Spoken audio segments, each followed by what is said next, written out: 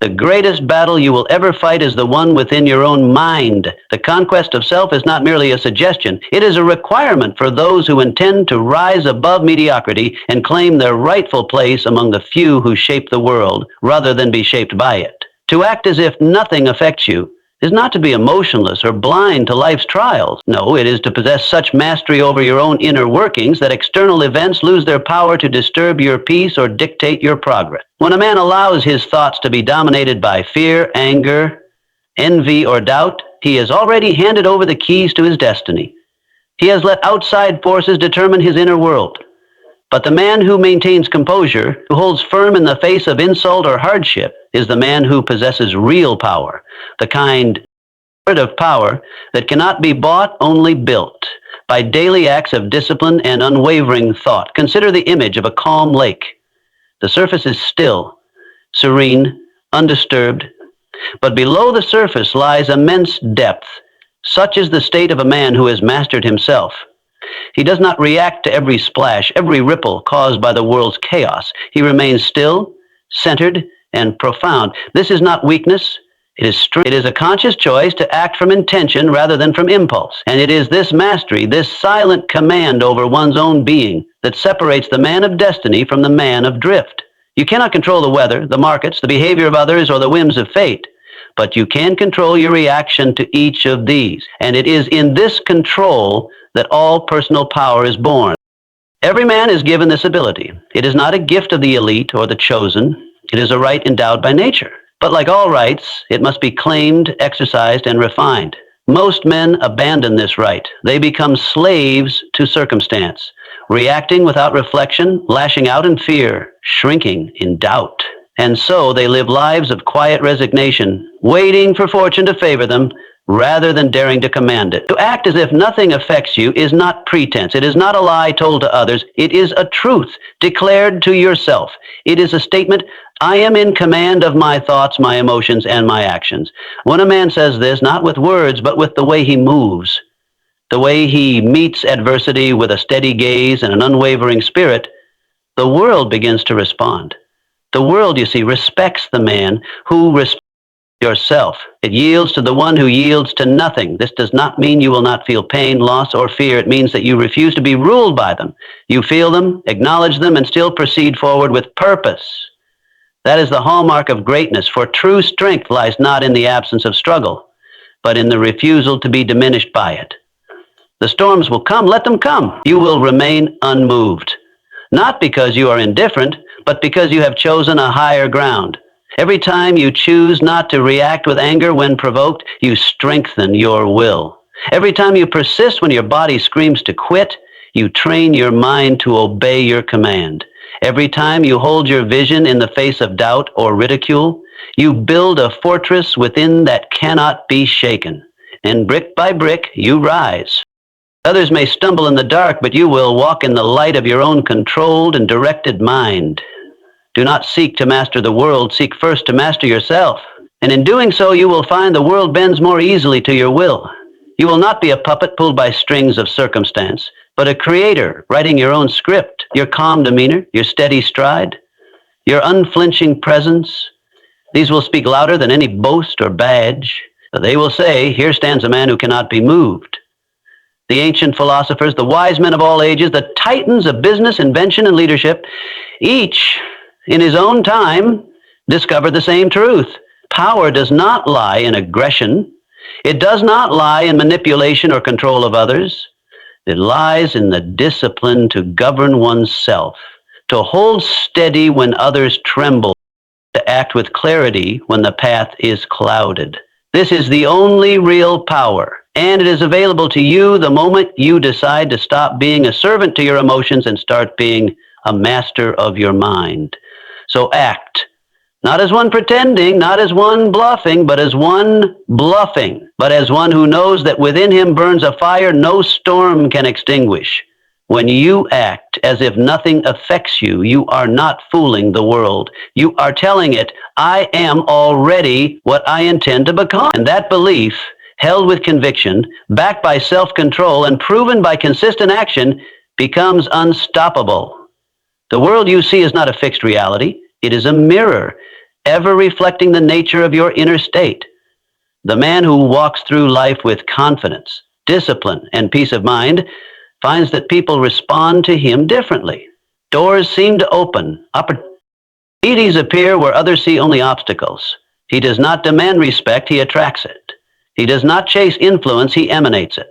And he does this not by force or accident, but by the nature of what he projects from within. Every thought you think, every emotion you cultivate, every word you speak, all of it forms the vibration you emit to the world.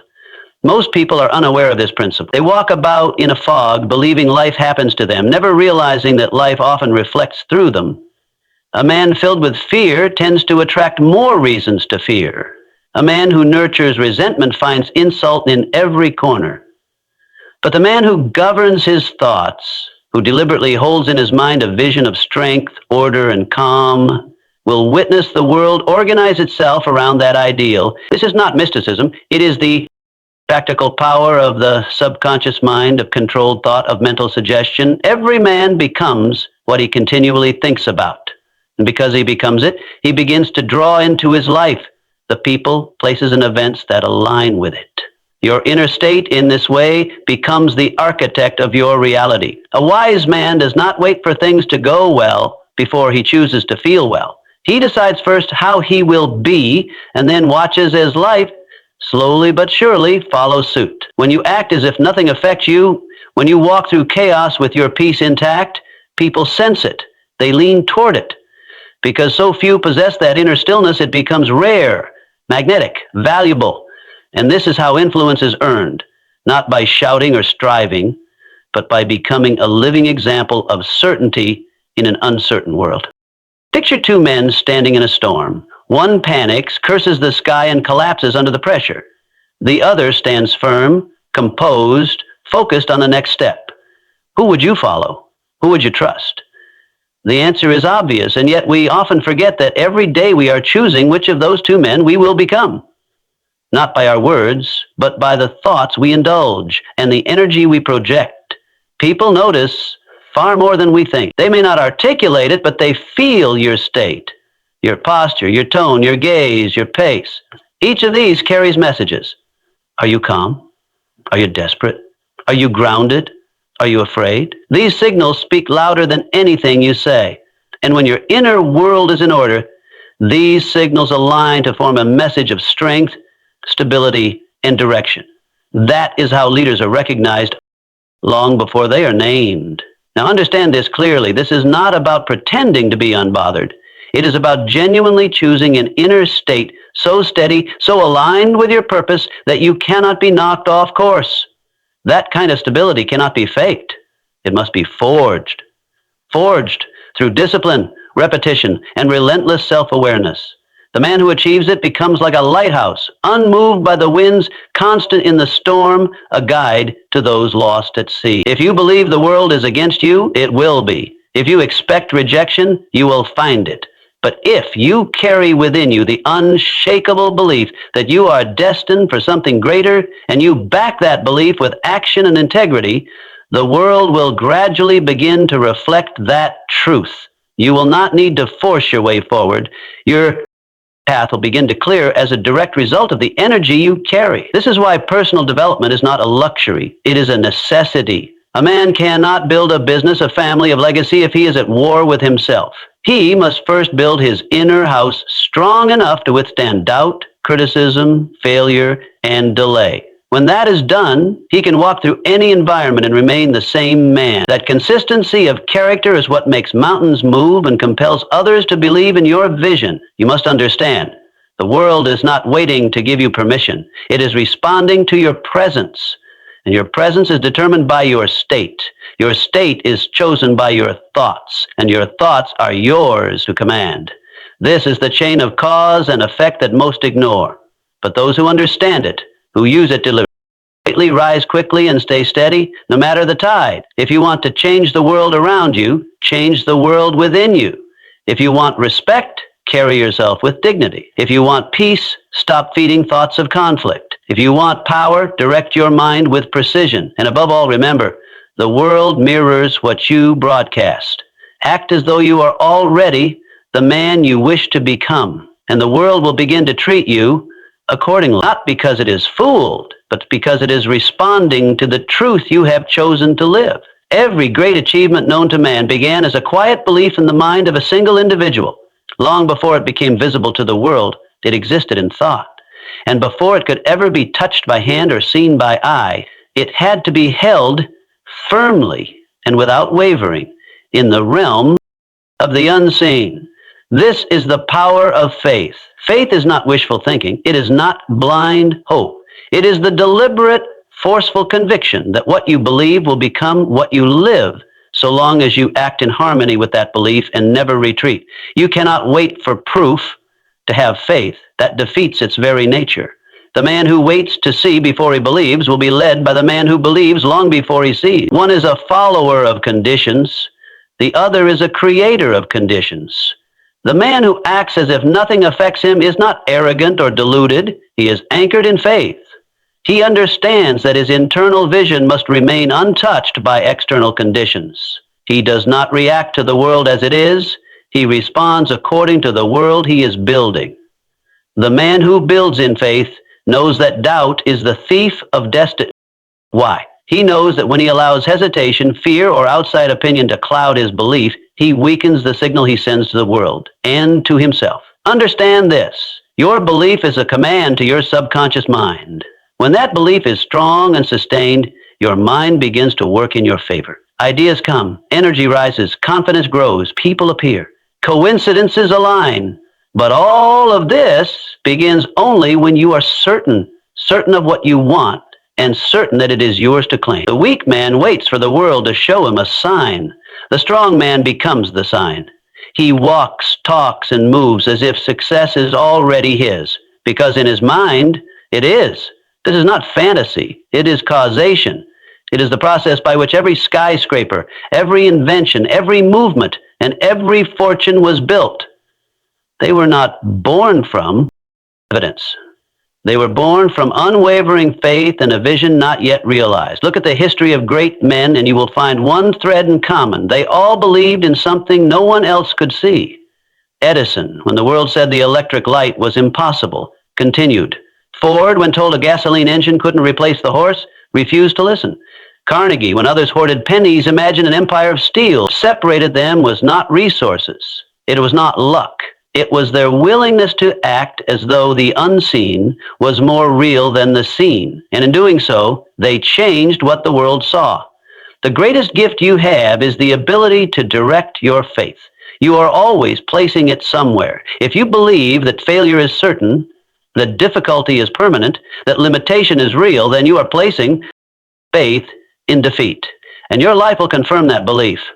But if you place your faith in progress, in possibility, in your own capacity to rise and conquer, then that becomes your reality. You do not need anyone to agree with your vision. You do not need applause. You do not even need the way to be clear. You only need to know where you are going and proceed with the conviction that you will arrive. And that conviction is seen most clearly in how you carry yourself. When you act as if nothing affects you, you are broadcasting faith. You are saying to the world, I am not moved by circumstance, I am moved by purpose. This steadiness, this posture of belief has power. It draws the right people. It silences critics. It inspires action. And most importantly, it keeps you going when there is no reason except for your reasons. There will be moments when the results do not show, when you are working, pushing, struggling, and the world seems unmoved. In these moments, the average man gives up. He says nothing is happening. But the man of faith knows that something is always happening. Seeds grow underground before they ever break the surface. The invisible becomes visible only to those who keep walking. When nothing seems to be working, keep working. That is the test. That is where most men fall, and where the man of faith becomes unstoppable. Do not look to your present conditions to determine your direction. Look to your vision and act each day as if that vision were already reality. If you desire to be a leader, carry yourself like one. If you seek abundance, walk and speak with the certainty of one who commands wealth. If you want peace, move as one who is already grounded. Your behavior must match your belief, even before the results catch up. That is the key. Most men wait for life to change before they change how they act. But the winners, the creators, act as if it has already changed. And then it does. This is the law. Faith in the unseen creates the seen. It is not a spiritual cliche. It is the foundation of every victory, every invention, every breakthrough mankind has ever known. I say to them, you must become the thing before you possess the thing. You must believe it, act on it, commit to it long before the evidence appears. And when you do, the evidence always comes. Not because the world suddenly changes, but because you changed first. There's a fatal mistake made by the majority of men, a mistake that cost them their ambition, their strength, and eventually their life's purpose. They look at their present circumstances and declare them final. They say, I cannot advance because of where I am. They point to their background, their lack of resources, the betrayals they've suffered, the mistakes they've made, and with these reasons build a prison of their own making. But the man of power does not do this. The man who acts as if nothing affects him sees circumstances for what they truly are. Not chains to restrain him, but tools to refine him. Your present condition is not a sentence, it is a stage. A temporary scene in the grand play of your life, meant not to define you, but to shape you. The weak man sees adversity and says, this is why I cannot win. The strong man says, this is how I will learn to win. The difference between these two men lies not in their external situation,